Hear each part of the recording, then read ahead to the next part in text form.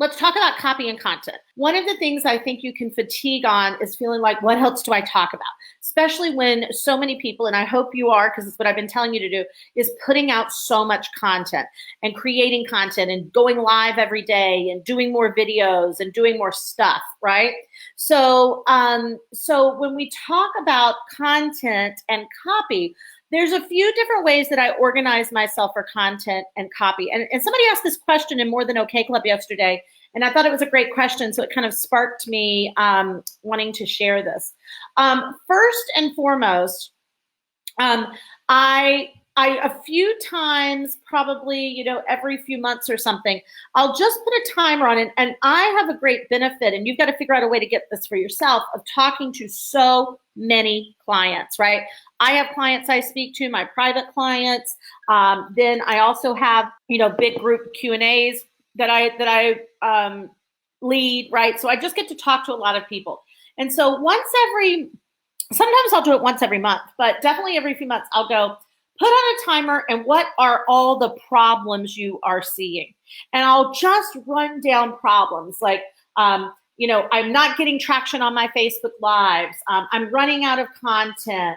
I am, email marketing isn't converting. I can't get booked on stages because most of the stages are closed right now. I can't get right. So I'll just put a timer on it, and I will just run through every problem a client or customer or someone in my tribe is experiencing. And I'll really put that timer on for 10 to 15 minutes, and I will force myself not to stop writing. That's the key when you do an activity like this. 10 minutes is a long time. And so it can kind of feel overwhelming to do that, but you just keep writing. Then I'll put a timer on for another 10 minutes. And guys, start with 7 minutes and 7 minutes. So you spend about 15 minutes, whatever that looks like.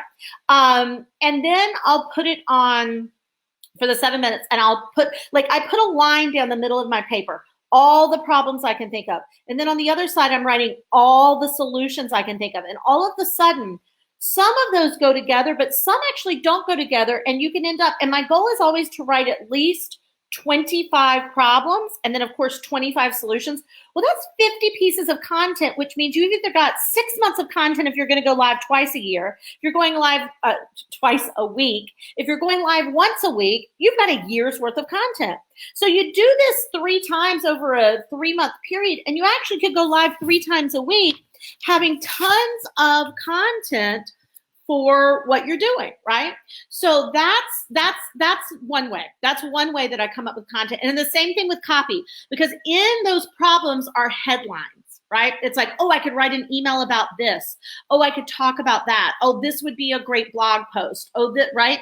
So you could do that.